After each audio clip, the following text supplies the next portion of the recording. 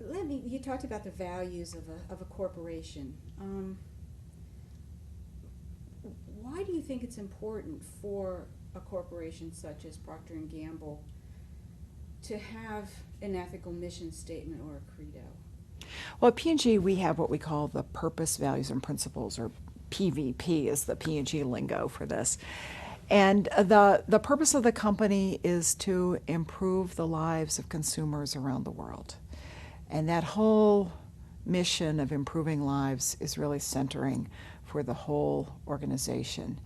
And we have 5 values that are ownership and leadership, trust, integrity, and a passion for service and winning. We have 9 operating principles that range from respect for all individuals to a mutual interdependence. And just about everybody in the company can recite the mission verbatim. It's really deep into the fabric. And I think it's been critically important for us to have this unifying and centering mission. And people refer to it every day. This is consistent with our purpose, or that's way out of line with PVP. It's really very much alive. And I think it brings us together as an organization, as a family. And we have, to some extent, I think we have an advantage because we promote from within. So just about everybody in the company starts at entry level. So you literally grow up with this purpose, values, and principles as your guiding star for how we do business. And it simplifies our language. You can go anywhere in the P&G world and have a common language right off the bat because of this purpose, values, and principles. So I think it has really enabled us to be a more successful organization, a more cohesive organization. Okay, you talk about the purpose, values, and principles. Was there some kind of a formal training that occurs for the staff, or is this something that just kind of generates from word of mouth and it's so deep in the fabric? How did it get there, and how do the new employees come to own that same value system? Well, we go at this very purposefully. All new employees on their very first day get the purpose, values, and principles as virtually the first thing that they get as a new employee. In fact, we talk to our recruits about it on their interviews. Then we have a formal onboarding program for every new employee around the world. And the purpose, values, and principles are an important part of that. It's a year-long program. And we don't just pass it out. We really try to bring it to life with examples and case studies and times that things have not been totally consistent with purpose, values, and principles, because obviously that provides some important learning as well. So we're pretty purposeful about training people. And then, as I said, it's a part of the daily vocabulary. And it's much more than it is on all the walls and all the buildings and all the places around the world, but it's a part of how we do business. So you just have to be blind not to have it touch your work life every day. I want to talk a little bit about PR and how it's changed over the past 15 to 20 years. And you're looking at PR nationally as well as internationally with your work. So what are the changes that you've observed in the practice of corporate PR, and specifically at Procter & Gamble, but also what have you observed on your travels throughout the world? Well, if you go back in history, what they called the Public Relations Division started at Procter & Gamble in 1949.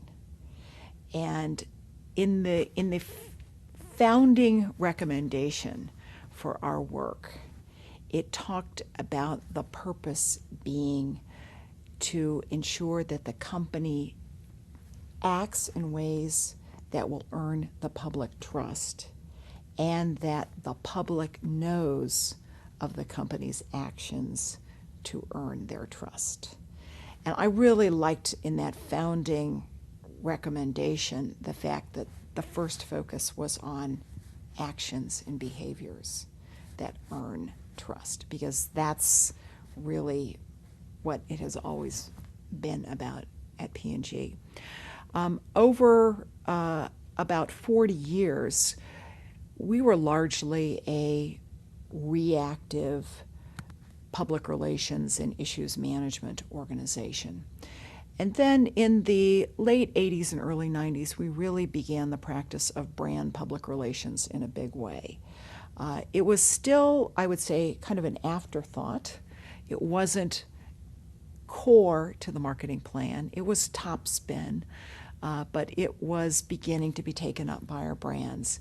And at the same time, I think the leadership of the company was beginning to appreciate that we had to have more of a public face for the company as things like the environmental issue or animal testing became more important in the early 90s.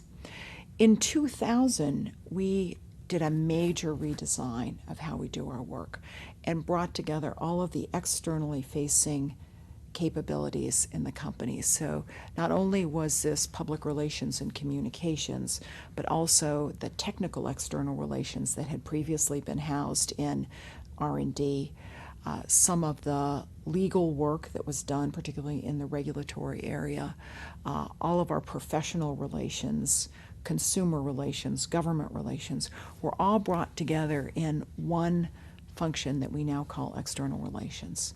So it brought together over 1,200 people around the world that were doing externally facing, externally influencing work.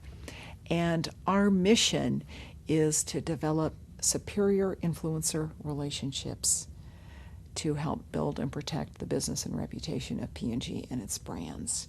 And that's really our centering focus, and we do that with 5 disciplines, with brand PR, regulatory and technical relations, corporate reputation, government relations, and consumer relations. So that's where we are today, and it's been a really exciting journey, especially over the past 20 years or so, because we've gone from order takers, people who kind of get called in at the last minute to take some notes on what the press release ought to say, to true business partners. And the relationships with influencers that we're able to bring into the company are the source of what we call commercial innovation, which is big marketing ideas that are then deployed throughout the marketing mix. So it's not just a PR program, but it can be the center of an entire brand marketing program. An example might be our Dawn Ducks program. We use Dawn to help clean animals who've been affected by something like an oil spill. Well, that's not just the PR program. It's a customer program, a retail customer program with merchandising in stores, advertising on television and in print and radio. So it's throughout the marketing mix. And that was an external relations idea that we brought in and became the center of a total marketing program. And that's what we really aspire to do now, is to be an edge for the company through influencer relationships, so that we're not only protecting the company, as we always have with issues and crises management, but we're a real business building force as well. So that's the journey we've been on, and it's been really exciting to be a part of it.